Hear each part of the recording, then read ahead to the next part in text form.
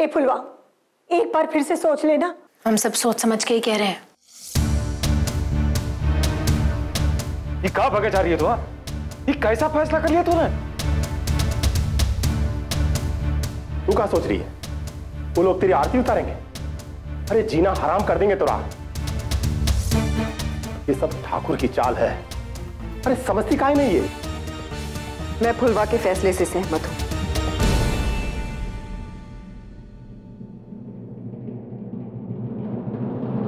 और वैसे भी असली खेल और हार जीत का मजा तो तब है ना, जब आप दुश्मन के घर में घुसकर उसे अपने ही घर में हराते हैं।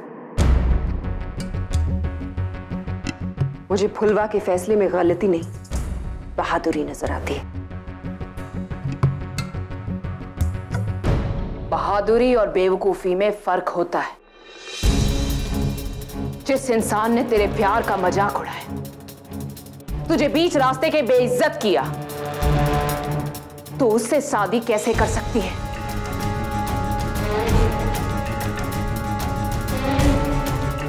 अरे जिसने तुझे तेरे परिवार वालों से अलग कर दिया, तो उसके परिवार में जाकर कैसे रह सकती है फुलवा? 14 साल चक्की पीसने से तो अच्छा यही है ना कि हम उन्हें पीसे। जैसे को तैसा मिलना बहुत जरूरी है।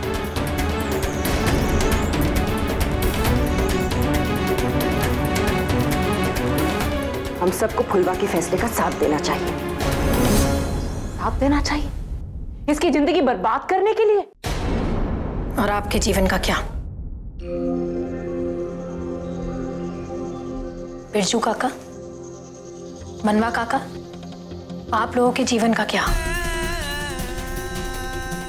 अरे उन गांव वालों का क्या जो हमसे उम्मीदें लगाकर बैठे हैं?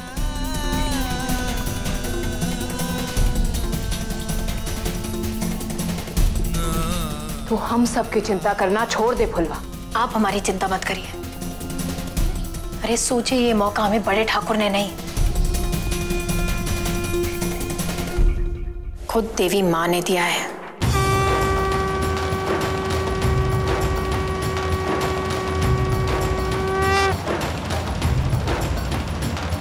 जिसमें आप सबकी आजादी और बाकी सबकी उम्मीदें पूरी होने का रास्ता नजर आ रहा है हमें।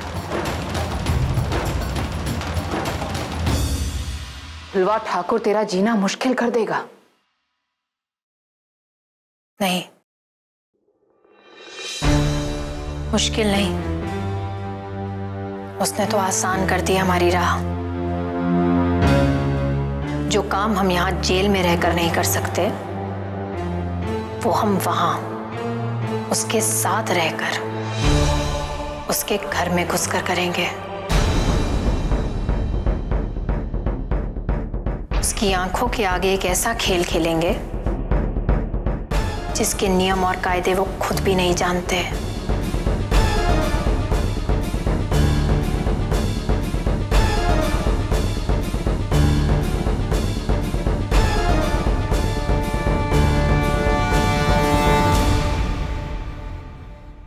हम गरीबों को उस ठाकुर के अत्याचार से बचाएंगे, उन्हें उनका हक दिलाएंगे। और ये सब हम यहां रहकर नहीं कर सकते दीदी। उसे सबक सिखाने के लिए हमें उसके घर जाना ही होगा।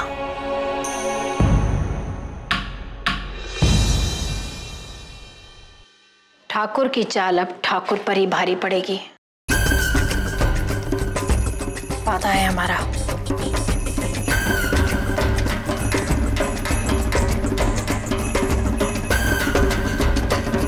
ए फुलवा, अरे तू समझ काहे नहीं रही बेटा?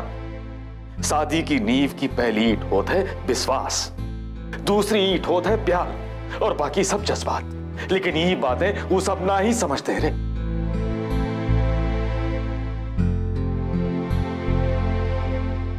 देख बेटा, अब तू हम सब के बारे में सोचना भूल ही जा। अरे काट लेंगे बेटा कुछ और साल यहाँ इस जेल में। उस हवेली से यहाँ की उम्र कैद ज्यादा भली है बेटा।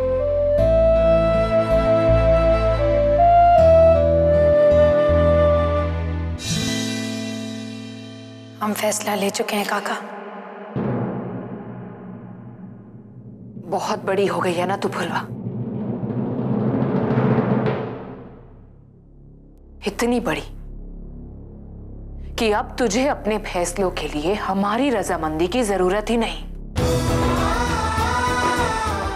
तू कुएं में कूदना चाहती है और ये चाहती है कि हम बस खड़े खड़े देखते रहे। नहीं चाहती है ना तू? तो ठीक है, यही होगा। पर एक इंसान है जिसे तू मना नहीं पाएगी।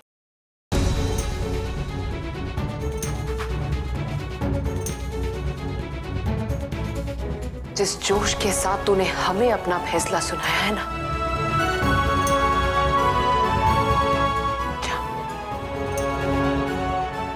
जा और एक बार यही फैसला उसे भी सुना। परेशानी की वजह से नींद नहीं आ रही है, नींद उड़ गई है आंखों से। सच बोल रहे हैं जी भैया। आपके कहे अनुसार हमने जो गोली चलाई है, गोली जो चलाई है, हमें काहे लग रहा है सीएम साहब कि ये गोली कहीं पलट कर हम ही पे ना बाहर कर दे। बैठ गए ठाकुर साहब? एक मिनट बैठते हैं।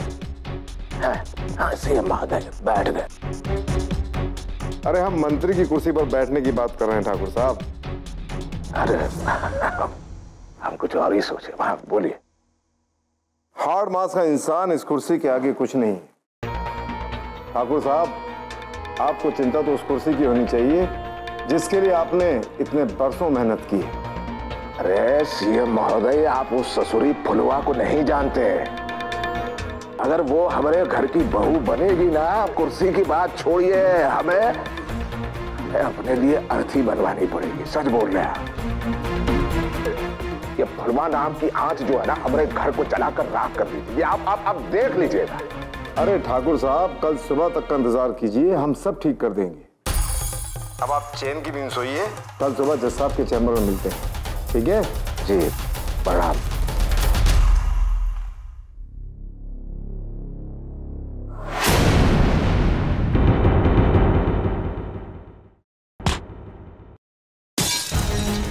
कहाँ है ये? बोल नहीं सकती, गरम दूध रखा हुआ।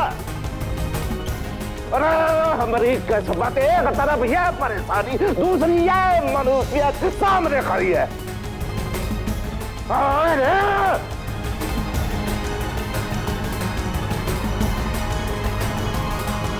क्या कर रही होगी? ये उसके भाई को छोड़ के सबको पता है। मुद्दे हो गए हैं जिजिया से मिले हुए।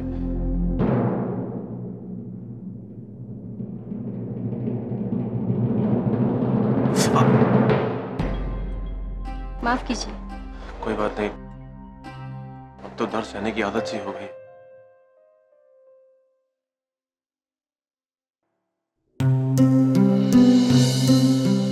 एक एहसान करेंगे हम पर, आप हमें रोशनी से मिला दीजिए। हम उनको साफ साफ कह देंगे कि अब हमें और नहीं करना है इलाज, हमें तो अपनी जीजिया के साथ रहना है।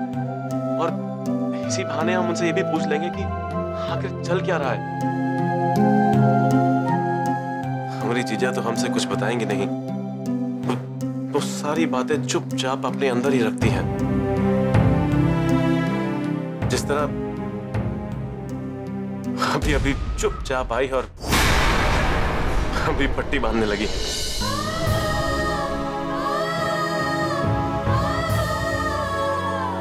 क्यों जीजा, काट मार दी?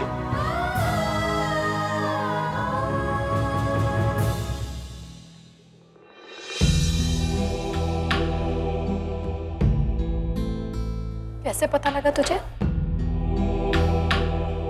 सूरज और तपिश का भी अलग हुए हैं, तेरी तो रोशनी हूं ना मैं। लेकिन चिचिया, तो दूसरों के लिए खुद को जलाती है, तेरी ये आदत हमको बिल्कुल अच्छी नहीं लगती। चिचिया, तेरे साथ क्या हो रहा है मेरा जानना बहुत जरूरी है। हमें सब कुछ सच सच बता दे, हम संभाल लेंगे। बाबू, तुम में से कोई शायद जेल ना जाए। सिर्फ तुम ही नहीं, तुम्हारे कबीले वाले भी आजाद हैं।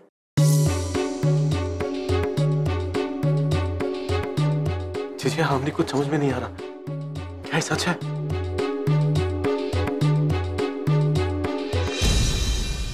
हम सब तो आजाद हो गए,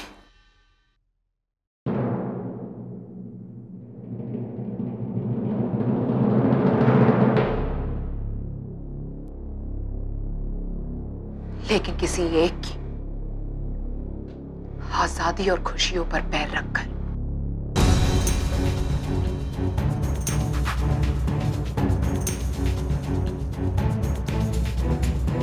और वो कोई एक हमारी जीजिया ही होगी।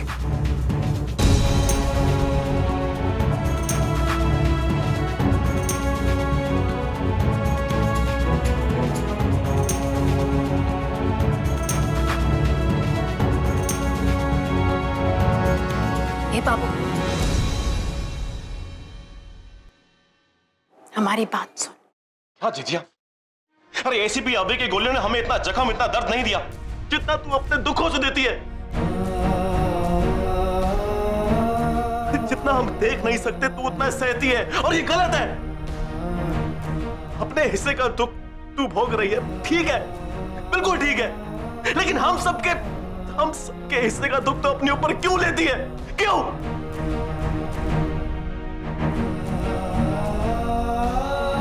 क्योंकि 1000 खुश चेहरे एक दुखी चेहरे से बहुत अच्छे हैं। तो फिर अब कौन सा महान फैसला तुम लेकर रही हो? बता दो।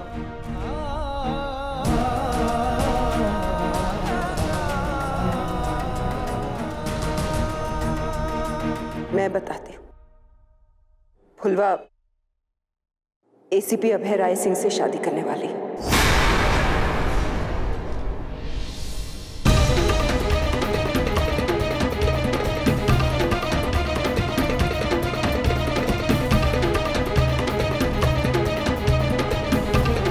बहुत बढ़िया, बहुत बढ़िया थी, बहुत बढ़िया।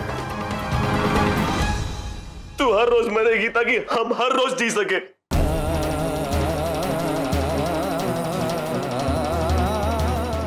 तुझे क्यों याद नहीं रहता कि इस दुनिया में तेरे सिवाय तेरा एक भाई भी है दुख झेलने के लिए, वो मरा नहीं।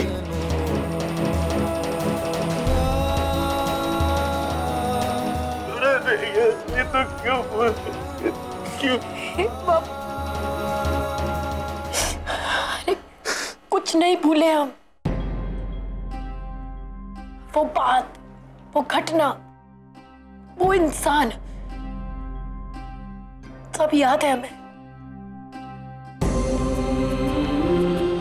नहीं भूले हम वो पल जब हमारे परिवार की लाशें हमारे सामने थी और हम बेबस और लाचार खड़े थे उस ठाकुर के सामने। नहीं भूले हम कि हमारी जिंदगी का सिर्फ एक ही मकसद है, उस बड़े ठाकुर से बदला लेना, उस बड़े ठाकुर से बदला लेना।